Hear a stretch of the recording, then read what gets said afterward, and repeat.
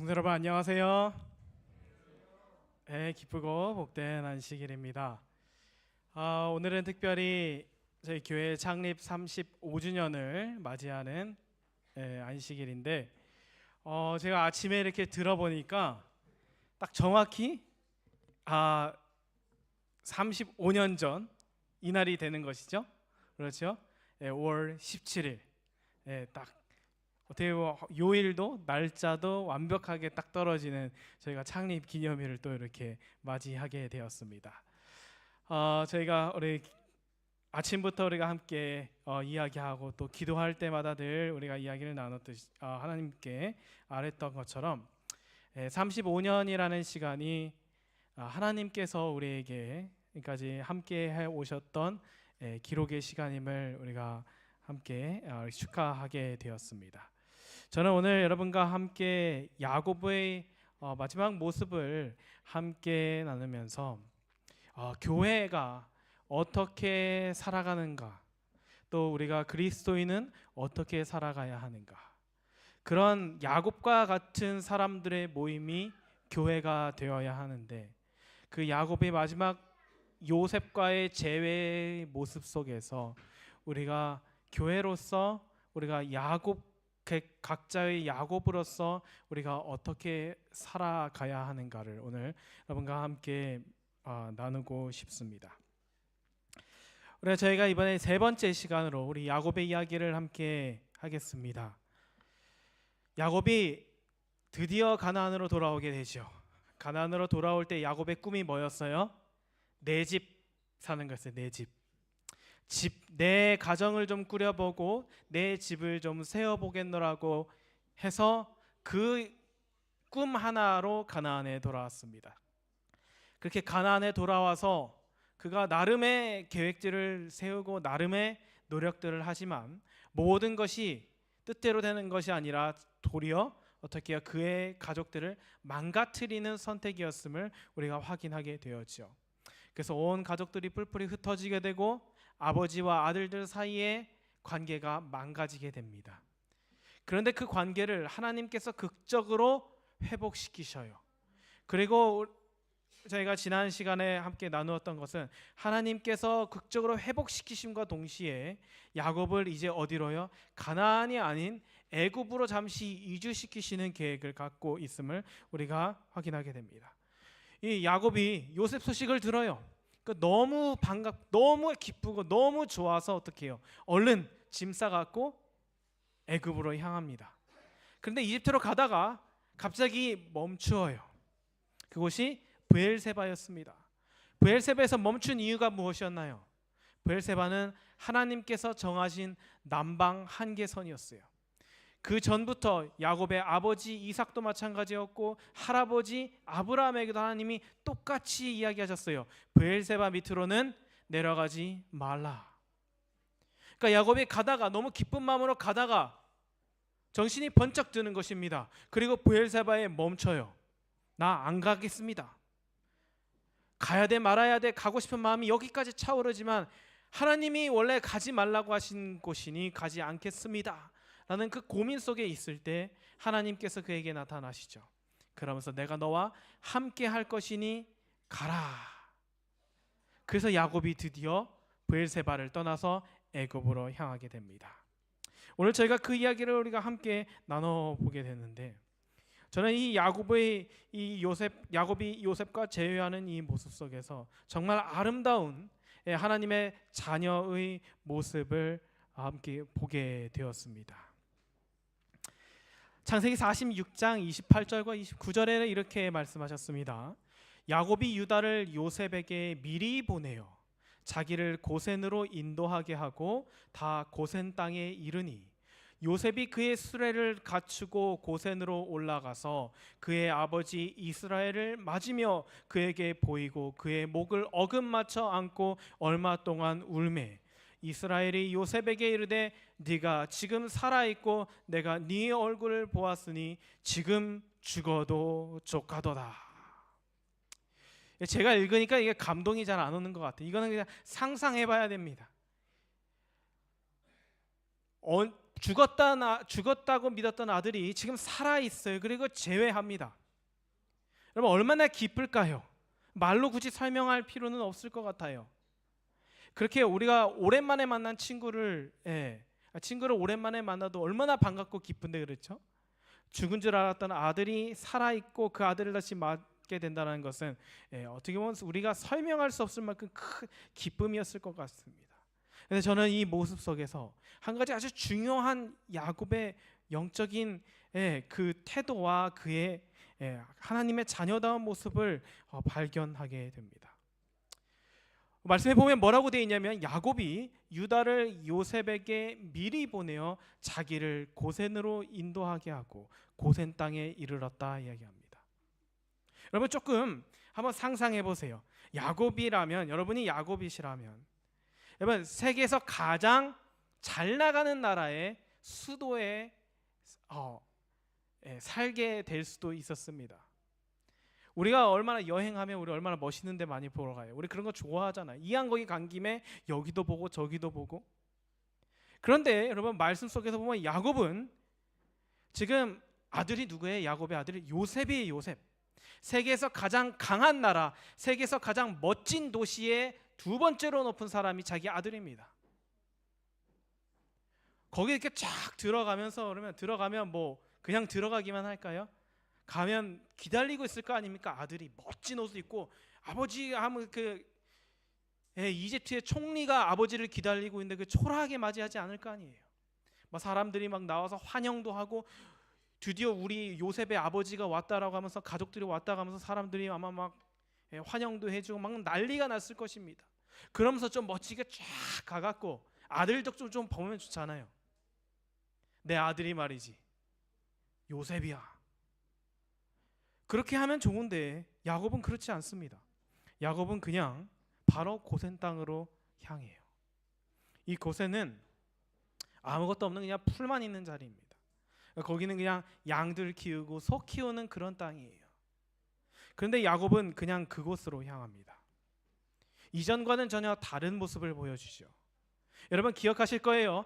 야곱이 가나안 땅에 처음으로 들어왔을 때 그가 선택했던 도시 세겜.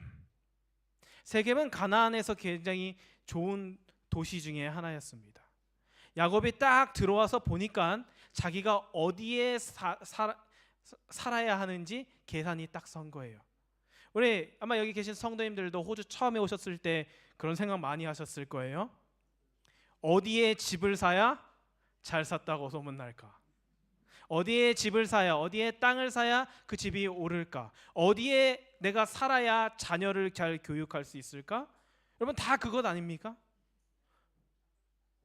어떤 집에 살아야 하고 어느 동네에 살아야 하고 그 모든 기준을 야곱이 나름 자기의 기준에 따라서 세겜을 선택한 거예요. 와 보니까 땅값 오를 만한 곳이 여기야. 와 보니까 부자가 될 만한 곳이 여기야. 와 보니까 자녀들을 학교에 보낼 만한 곳이 여기야. 와 보니까 여기에 살아야 내 가문이 널리 이름도 알리고 우리가 행복하게 살 수 있을 것 같아라고 선택했던 것이 세겜이었어요. 근데 그 세겜에서 살다가 얼마 안 일어났던 그 끔찍한 일 기억하시죠? 야곱의 딸이 세겜에 구경 나갔다가 거기 있는 추장 세겜에 의해서 성폭행을 당합니다. 그것을 보복하기 위해서 두 아들들은 또 끔찍한 잔혹한 살인, 학살을 저지르게 되죠. 그리고 나서 야곱은 바로 그 땅을 떠납니다. 야곱의 기준이 이렇게 바뀌었어요. 여러분 예전에 야곱 같았으면 이미 이집트에 도착했으면 이제 또 뭐 찾아야 돼요? 부동산을 찾아 헤매야 될 때입니다. 심지어 내 아들이 이 나라의 국무총리예요. 두 번째로 높은 사람. 원하면 어디든지 우리의 땅으로 내 집으로 만들 수 있는 능력이 있는 아들을 두고 있습니다. 그런데 야곱이 그 이집트 수도 그 거대한 나라의 최고 도시에 눈길 한번 안 주고 그냥 옆을 쓱 지나가서 어디에 이르르냐면 고센 땅이라고 하는 풀만 가득한 그 땅에 가게 됩니다. 성경은 그것이 야곱의 의도였음을 이야기해요. 야곱이 유다를 요셉에게 미리 보내요. 야곱은 이미 애굽 근처에 그 멋진 도시 근처에 얼씬도 하지 않을 것을 이미 결심한 것입니다. 자기는 지금 거기 가려고 하는 게 아니에요. 거기 가서 늙은 나이 많았고 이제 노년기에 보낼 만한 별장을 찾으러 간 것이 아닙니다. 그의 관심사는 하나예요. 하나님께서 나를 어디로 인도하시는가? 하나님은 그 이집트 그 넓은 땅에 어디에 계시는가? 그래서 야곱이 유다를 보내서 요셉에게 묻습니다. 하나님이 나를 인도하시는 곳이 어디냐라고 했을 때 고센 땅, 풀만 있어요. 양 키우기에는 좋고 뭐 소 키우기엔 좋지만 거기 가서는 뭐 집이 있는 것도 아니고 거기에 뭐 멋진 기념 조각들이 있는 것도 아니고 그냥 멋있는 도시도 아니었습니다. 하지만 야곱은 그렇게 하지 않았어요. 여러분, 야곱의 변한 모습을 여러분 우리가 함께 보게 됩니다. 그 전까지는 세겜과 같은 것을 늘 기웃기웃거리면서 살았던 그 야곱이 이제는 세계 최고의 도시 근처에도 눈길조차 주지 않는, 그저 하나님이 나를 어디로 보내시는가, 하나님이 나를 어디로 인도하시는가, 어디를 가야 하나님과 함께 할 수 있는가, 이집트에서도 여전히 베델을 찾고 있는 하나님의 아들의 모습을 우리가 보게 되는 것입니다. 그러면서 고센 땅에 가서 요셉을 만나요. 아무것도 없는 그 그냥 푸른 풀밭에 요셉은 멋지게 하고 왔겠죠. 경호원도 데리고 와서 드디어 아버지를 만납니다. 얼마 동안 울었다면 굉장히 오랫동안 울었을 거예요. 말이 필요 없었겠죠. 엉엉엉엉 울면서 마침내 이 말을 뗄 때, 입을 떼서 말을 합니다. 내가 지금까지 살아있고 내가 네 얼굴을 보았으니 지금 죽어도 족하더라. 다 된 거예요. 이제 야곱의 소원, 야곱의 마지막 그 매듭이, 하나님께서 야곱의 인생의 매듭을 푸시는 것을 야곱이 경험하게 됩니다. 저는 이 장면을 한번 상상해 보면서 야곱은 지금 그 어느 때보다도 하나님의 인도하심에만 눈길을 두고 있다라는 것을 생각하게 됩니다. 하나밖에 없어요. 나는 고센, 하나님이 어디에 계시는지 난 그게 제일 중요한 거예요. 그러니까 요셉에게 아들 유다를 보내서 하나님이 어디 계시냐, 거기에는 베델이 어디냐, 하나님이 거하시는 집이 어디냐 라고 물으면서 그곳으로 가서 그곳에서 하나님께서 자신의 인생에 꼬이고 꼬일 대로 마지막 남아있는 매듭을 푸시는 것을 경험하게 됩니다. 참 멋진 장면이죠. 그리고 나서 이 46장의 장면들은 계속해서 이렇게 이어집니다. 요셉이 이제 재회를 마치고 나서 형들과 그 가족들에게 이야기합니다. 요셉이 그의 형들과 아버지의 가족에게 이르되 내가 올라가서 바로에게 아뢰어 이르기를 가나안 땅에 있던 내 형들과 내 아버지의 가족이 내게로 왔는데 그들은 목자들이라 목축하는 사람들이므로 그들의 양과 소와 모든 소유를 이끌고 왔나이다 하리니 바로가 당신들을 불러서 너희의 직업이 무엇이냐 하거든 당신들은 이르기를 주의 종들은 어렸을 때부터 지금까지 목축하는 자들이온데 우리와 우리 선조가 다 그러하니이다 하소서. 애굽 사람은 다 목축을 가증히 여기나니 당신들이 고센 땅에 살게 되리이다. 즉 요셉이 뭔 이야기하냐면 요셉이 형들에게 당부하는 거예요. 이제 우리가 저 왕궁으로 가서 왕을 아련하게 될 텐데 그때 직업이 뭐냐고 묻거든 뭐라고 대답하래요? 우리는 다 목축, 양과 소를 돌보는 사람들입니다 라고 대답하래요. 왜 굳이 이렇게 이야기했을까요? 뭐 사실이잖아요. 굳이 그걸 굳이 이야기해야 돼요? 우리 김지국 장로님 직업이 무엇입니까? 라고 장로님께 제가 가고 장로님 이렇게 대답하셔야 돼요 라고 설명할 이유가 있을까요? 없을 거예요. 누가 봐도 뻔하잖아요. 평생 목축하면서 살아왔는데 뭐 굳이 그거를 당부까지 해가면서 이렇게 대답하라고 이야기할 이유가 있을까요? 이유가 있지요. 여러분 사람들은 누구나 괜찮아 보이고 싶어하는 욕구가 있습니다. 저도 그렇고 아마 여러분도 마찬가지실 거예요. 그래서 제가 보면 이렇게 이따가 진짜 어른들께 말씀을 듣다 보면 우리 아들이, 우리 딸이 얼마나 그 자녀들이 얼마나 괜찮고 얼마나 잘하고 있는지를 이렇게 자랑스럽게 말씀하시는 걸 그렇게 듣게 되어요. 제가 그거를 뭐 흉보려고 하는 것이 아니라 우리는 누구나 그런 마음들이 있습니다. 하다못해 실제로 내 직업이 너무나 초라하다고 할지라도, 그렇죠?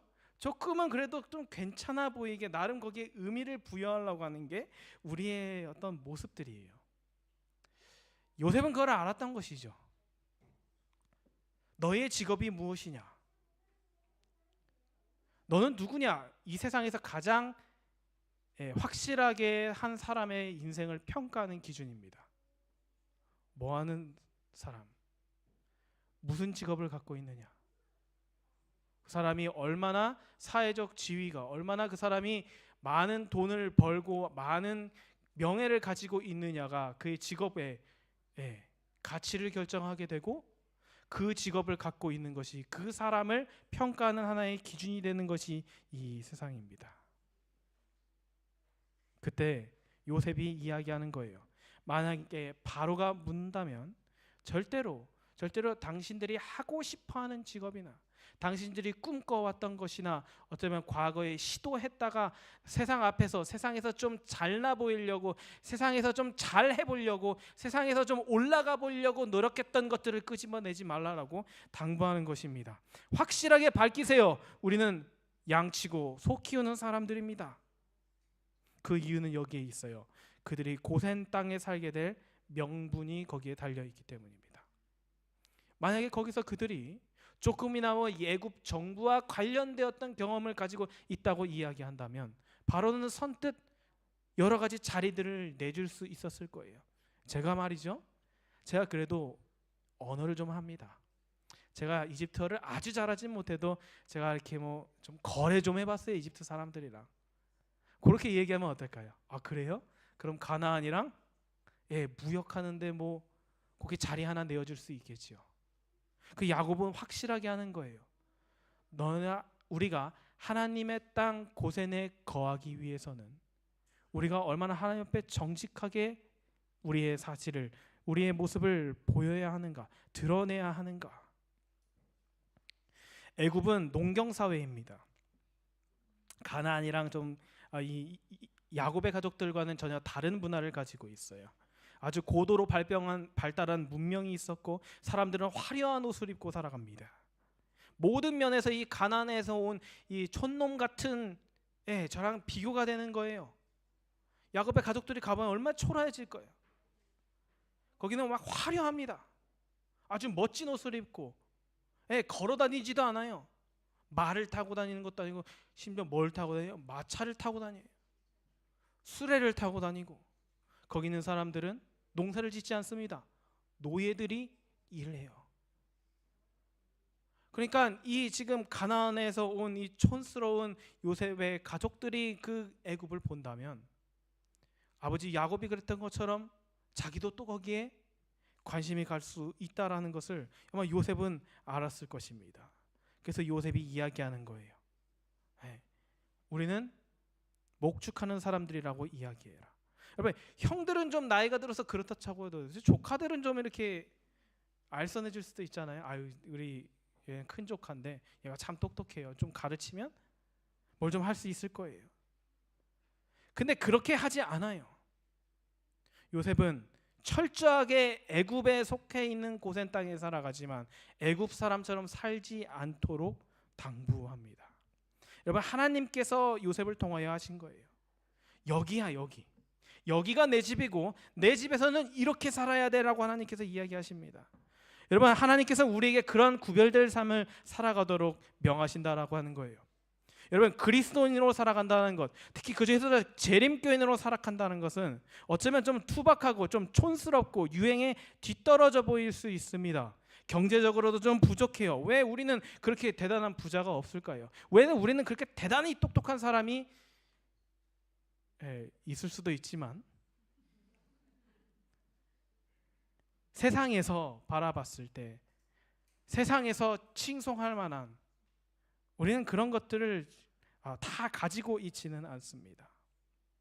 근데 하나님께서 그렇게 야곱의 가족들을 고센으로 인도하셨던 것처럼 하나님께서 그렇게 우리에게 허락하시는 것은 그것이 하나님 앞에 구별됨을 유지할 수 있는 방법이라면 하나님께서 그렇게 살도록 하신다라고 하는 거예요.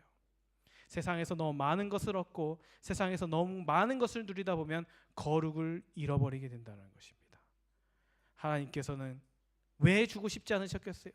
그토록 원하던 그 집 한 채 못 해주실까요, 하나님이? 근데 하나님이 안 해주셔요. 왜냐하면 늘 텐트에 살고 있어야 하나님이 명하실 때 떠날 수 있기 때문입니다. 그래서 요셉이 총리로 있는 그 어마어마한 배경 속에서도 요셉은 거기에 가족들을 위하여 집 한 채 지어주지 않습니다. 하나님께서는 거기에 의리의리한 별장을 지어주지 않으셔요. 거기서도 텐트에서 살아야 합니다. 그것이 야곱 그리고 하나님의 백성들 그리스도인들의 삶의 모습이었다라고 하는 것이죠. 요셉이 이제 바로에게 가서 형제들을 소개하게 됩니다. 다 데리고 가진 않고 요셉이 형제들 중 5명을 함께 동행해서 데리고 가요. 그때 바로가 묻죠. 너의 생업이 무엇이냐? 그때 뭐라고 이야기했을까요? 당연히 목자들입니다. 그러면서 그들은 고센 땅에서 사는 것을 허락받게 되어요. 그리고 거기에서 끝나는 것이 아니라 자기가 키우는 자기 소유의 가축들을 이 요셉의 가족들에게 다 맡기고 그것을 관리하도록 이야기합니다. 그렇게 이제 형들이 물러나고 나서 바로가 드디어 야곱을 만나게 돼요. 아마 바로도 좀 설렜을 것 같아요. 이 대단한 이 나에게 항상 충성스럽고 이 똑똑하고 이 잘난 우리 나라에서 가장 뛰어난 이 지도자라고 여겨지는 이 요셉, 이 사람의 아버지는 누굴까? 궁금하지 않겠어요? 이거 다들 모든 아버님들이 기대하시거나 꿈꾸시는 거 아닌가요? 만약에 내 아들이 그렇다고 한다면 얼마나 아버지로서도 괜찮은 명예 아닙니까? 모두가 나를 궁금해해. 내 아들을 인해서. 아마 바로도 그랬을 거예요. 진짜 궁금했을 거 아닙니까? 이 대단한 이 젊은이의 아버지는 누굴까? 대체 어떻게 키웠을까? 내가 왕궁에서 내가 내 자녀, 내 왕자, 내 뒤를 이어서 왕이 될 이 왕자도 이렇게 안 되는데 이렇게 이방 땅에 노예로 팔려와 갖고 이렇게까지 뛰어나게 자라난 이렇게 멋지게 자라난 이 젊은 청년의 아버지는 누굴까? 아마 궁금증이 많이 있었을 거예요. 그래서 아들들을 다 보내고 이제 아버지는 그래도 아버지이기 때문에 그렇죠? 그의 아버지로서의 지위를 존중하기 위해서 이제 독대를 하게 됩니다. 세계 최강대국의 지도자와 야곱이 마주하게 되는 거예요. 그때 바로가 야곱을 보고 묻습니다. 네 나이가 얼마냐? 야곱이 바로에게 아뢰되 내 나그네 길의 세월이 130년이니이다. 내 나이가 얼마 못 되니 우리 조상의 나그네 길에 연조에 미치지 못하나 험악한 세월을 보냈나이다. 여러분 이 말씀 읽어보면 조금 재밌지 않으세요? 제가 봤을 때는 야곱이 좀 노안이었던 것 같아요. 그렇죠? 몇 살이에요? 그러니까 130살입니다. 내 나이가 얼마 못 돼요. 생긴 것만큼 많지는 않습니다. 뭐 그런 뜻인 것 같기도 하고요. 우리 조상의 나그네 길에 연조에 미치지 못하나 험악한 세월을 보냈나이다. 여러분 야곱은 야복강가에서 천사랑 씨름하다가 절름발이가 되었습니다. 늘 지팡이를 짚고 다녔어요. 그리고 요셉을 잃어버린 이후로 단 한 번도 편할 날이 없었습니다. 얼마나 늘 초조하고 그 초짜하고 꾀짜짜한 노인의 모습이 그 안에 남았는지 바로가 야곱에게 물었을 때 야곱이 그렇게 이야기해요. 사실 저런 이야기 잘 안 합니다. 그렇죠? 근데 야곱이 솔직하게 이야기합니다. 험악한 세월을 보내었나이다. 왜 야곱은 지금 하나도 자신을 포장하고 있지 않아요. 뭐 이렇게 좀 내가 그래도 나이 먹을 만큼 먹었습니다. 130년 됐는데 130살쯤 됐습니다. 애도 몇 명 나왔고, 뭐 물론 이제 직업은 뭐 가축을 키우곤 하지만 그 가축도 뭐 한두 마리가 아니고 가나안에는 그래도 한 2-3 손가락, 5 손가락 안에 드는 큰 농장 주인이었습니다. 뭐 이렇게 이야기해도 될 것 같은데 야곱은 다 이야기해요. 그러면서 자기가 험악한 세월을 보냈나이다 라고 이야기합니다. 여러분, 이 야곱의 고백, 내 나그네 길의 세월이 130년이니이다. 여러분, 이건 아무나 쉽게 할 수 없는 고백입니다. 왜냐하면요, 여러분, 나그네는 좀 이렇게 나름 점잖은 표현처럼 느껴지잖아요. 근데 말이 좋아, 나그네지 뭔 뜻이에요? 떠돌이에요, 떠돌이. 여기저기 떠돌아다니는 사람. 그걸 몇 년을 했대요? 130년 했다고 합니다. 130년을 살았는데 아직도 뭐예요? 나그네예요. 심지어 아버지도 나그네고 할아버지도 나그네예요. 조상 대대로 집 한 채 없이 나그네로 살아왔습니다. 자기 명의로 된 땅 한 평 없어요. 거기다가 험악한 세월을 보냈습니다. 세상의 기준으로 봤을 땐 130년 딱 헛살았다고 이야기하기 듣기 좋은 말이죠. 야곱도 나름 젊은 시절이 있었습니다. 한때 그런 생각을 했지요. 내가 하란에 온 지 20년이 다 되어가는데 내 나이도 그렇고 내 사회적으로 봤을 때도 내가 아내가 4명이고 10명이 넘는 자녀를 갖고 있는데 아직도 나그네야? 그래서 야곱이 뭘 생각했어요? 나도 내 집을 좀 세워봐야겠다. 땅을 좀 사갖고 거기에다가 집도 좀 짓고 거기에다가 내 이름으로 된 도시라도 좀 하나 건설해서. 하란이 어딘지 아십니까? 하란이 아브라함의 형제의 이름을 따는 것이 하란이죠. 하란. 그러니까 그 당시에 고대의 사람들은 자기 이름을 따서 성에다 이름을 갖다 붙였습니다. 그러니까 야곱도 꿈이 있었을 거 아니에요. 나도 우리 작은 할아버지처럼 내 이름으로 간 성 하나 만들어야겠다. 그것이 야곱의 꿈이었습니다. 그런데 그렇게 평생 꿈꿔왔던 사람이 오늘 고백합니다. 나는 130년 동안 나그네였습니다. 사실 나그네라고 하기에는 좀 부자였어요.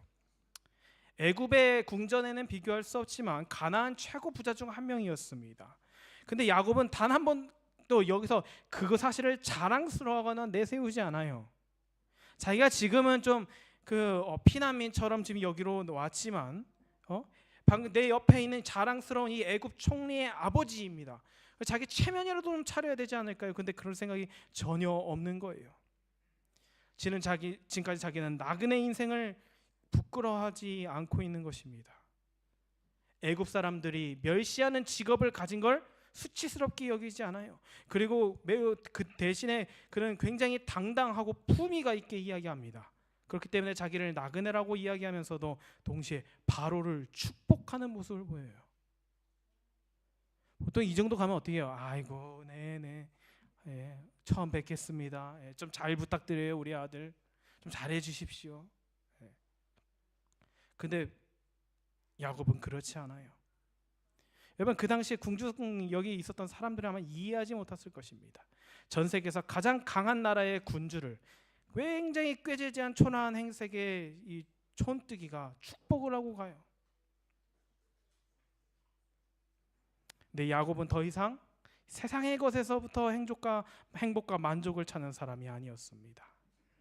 야곱은 그 궁전 안에 있는 그 누구도 소유하지 못한 그것을 갖고 있었어요. 그것이 바로 130년 그의 나그네 인생의 유일한 답이신 하나님에 대한 신뢰와 믿음이었습니다. 그리스도인은 여러분, 세상에 갖지 못한 것을 가진 사람입니다. 그리스도이시죠. 그래서 사도행전에 보면 베드로와 요한이 성전에 가서 성전 근처에서 구걸하고 있는 그 안진뱅이에게 이야기합니다. 은과 금은 내게 없거니와 내게 있는 이것을 내게 주노니 나사렛 예수 그리스도의 이름으로 일어나 걸으라. 가진 게 그거예요. 야곱도 그래서 바로에게 그걸 줬습니다. 바로에게 뭘 주겠어요? 뭐 양을 주겠습니까? 소를 주겠습니까? 돈을 주겠습니까? 그건 다 가지고 있잖아요. 그런데 이 바로도 절대 가지지 못한 것, 가지기도 가져야 한다는 생각조차 하지 못한 그것이 자기에게 있는 거예요. 누구예요? 하나님입니다. 하나님 이름으로 그래서 축복하고 나와요. 그 이야기하겠죠. 아브라함과 이삭과 야곱의 하나님의 이름으로 너를 축복하노라. 이상 끝. 하고 그냥 거기서 탁 나옵니다. 더 이상 할 말 없고 뭐 이 왕에게 기대어서 바라는 것도 없는 거예요. 나는 나그네입니다. 성도 여러분, 우리는 나그네로 살아야 합니다. 하나님은 우리를 나그네로 살게 하셨어요. 우리를 왜 그렇게 나그네로 살게 하셨을까? 왜 하나님의 백성들이 이리저리 떠돌게 하나님께서 허락하셨을까? 여러분, 아브라함한테 약속하셨잖아요. 땅 주겠다고. 안 주셨어요. 이삭에게 약속하셔서 주시겠다고. 밟는 거 다 주겠다니 밟는 것 하나도 안 주셨어요. 발자국도 못 남게 하셨어요. 야곱까지 왔는데도 밟는 땅 중에서 아무것도 주시지 않았습니다. 왜 그랬을까요? 왜 하나님은 자꾸 하나님의 백성들에게 나그네의 신분을 유지하도록 하셨을까요? 히브리서에 보면 이런 놀라운 말씀이 있습니다. 믿음으로 아브라함은 부르심을 받았을 때 순종하여 장래의 유업으로 받을 땅에 나아갈 때 나아갈 발을 알지 못하고 나아갔으며, 믿음으로 그가 이방인 땅에 있는 것 같이 약속의 땅에 거류하여 동일한 약속을 유업으로 함께 받은 이삭 및 야곱과 더불어 장막에 거하였으니, 이는 그가 하나님이 계획하시고 지으실 터가 있는 성을 바랐음이라. 왜 그렇대요? 처음에는 뭐예요? 야곱도 그랬죠. 야곱도 자기 이름으로 된 성을 바랬어요.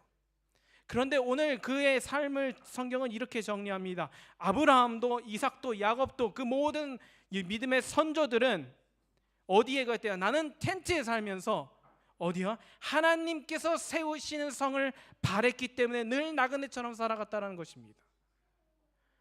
하나님이 계신 곳에 가야 하기 때문에 나그네가 되었다라고 이야기하는 것이죠. 그래서 말씀은 계속 이야기합니다. 야곱이 이랬었어요. 나는 언제나 내 집을 세우리이까? 언제쯤 내 명의로 된 성을 가질까? 명의로 된 땅을 가질까? 했지만 결국 그가 하나님 앞에서 변화하면서 그 사람들은 다 믿음을 따라 죽었습니다. 약속을 받지 못하였을 때 그것들을 멀리서 보고 환영하며, 또 땅에서는 외국인과 나그네임을 증언하였으니 그들이 이같이 말하는 것은 자기들이 본향 찾는 자임을 나타냄이라. 뭘 찾고 있어요? 나는 베델 하나님의 집을 찾고 있기 때문에, 하나님의 집이 여기 있으면 옮겨가야 되니까, 저기 있으면 옮겨가야 되니까 텐트에 살기로 선택을 하는 것입니다. 오늘 말씀은 여러분 부동산을 다 처분하라는 것이 아니에요. 그런 이야기가 아니죠. 여러분, 우리는 무엇을 찾아 헤매고 있습니까? 무엇을 찾고 있습니까? 성경은 분명히 이야기합니다. 우리는 하나님의 나그네로, 이 땅에서 나그네로서 살아가야 하고, 우리가 보면 약속을 받지 못했다고 이야기했어요. 하나님이 다 밟는 거 다 주신다 했는데 하나도 못 받았어요. 그런데 그것을 어디서 봤대요? 멀리서. 하나님이 언젠가 주시겠지, 그거를 멀리서 보면서 환영했습니다. 그저 믿었어요. 그저 감사했습니다. 나에게 주어지지 않았음에도 불구하고. 그러면서 자신은 뭐예요? 저는 나그네입니다 라고 늘 고백하며 살아갔다는 거예요. 왜 그러냐면, 내가 나그네라는 것은 나는 이 땅에서 머무는 사람이 아니라 나는 하나님이 계신 곳을 늘 찾아다니는 사람임을 소개하기 위함이었다는 것입니다. 이제 말씀을 정리하면서, 여러분, 우리는 무엇을 찾아가며 살아가고 있습니까? 35년 동안 우리 교회는 무엇을 찾았습니까? 멋진 교회의 건물을 찾았습니까? 아니면 우리는 무엇을 찾고 살아갔나요? 지금 그리고 우리는 무엇을 찾고 있습니까? 앞으로는 무엇을 찾을 것입니까? 여러분, 우리는 본향을 찾는 나그네인가요? 아니면 애굽을 본향이라 여기며 살아가고 있는 정착민인가요? 야곱은 77세에 하란으로 갔습니다. 거기서 결혼했고 20년이 지나서야 가나안으로 돌아왔습니다. 그의 나이 97세였어요. 100살이 다 된 노인이 내 집 한번 마련해보지 못하고 결국 30년이 흘러서 여기까지 오게 되었습니다. 오늘날을 보면 100세 시대니까 굳이 환산을 한번 해보자고 한다면, 지금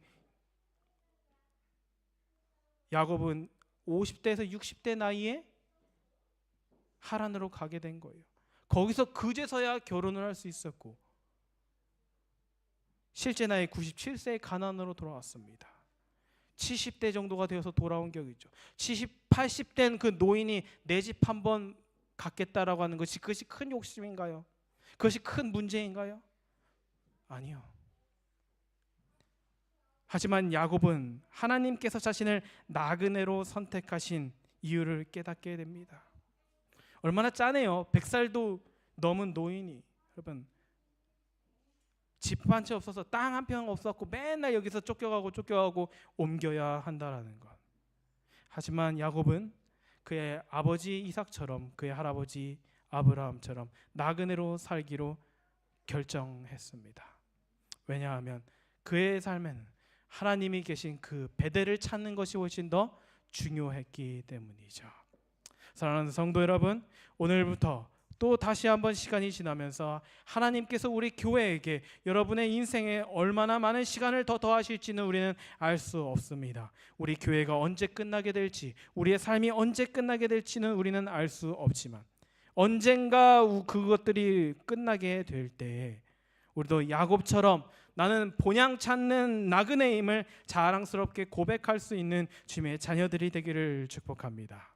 세상이 갖지 못한 것들을 세상에 나누어 주고, 그래서 언젠가 이 야곱의 모습이, 이것이 우리 나그네길의 하이라이트처럼 우리는 그저 하나님을 찾아 다니는, 하나님의 집을 찾아서 나서는 그런 나그네로 살았음으로 고백하면서 모든 시간들을 마무리 짓게 된다면, 그보다 하나님 앞에 아름답고 하나님 앞에 가치 있는 교회의 모습은 없을 것입니다.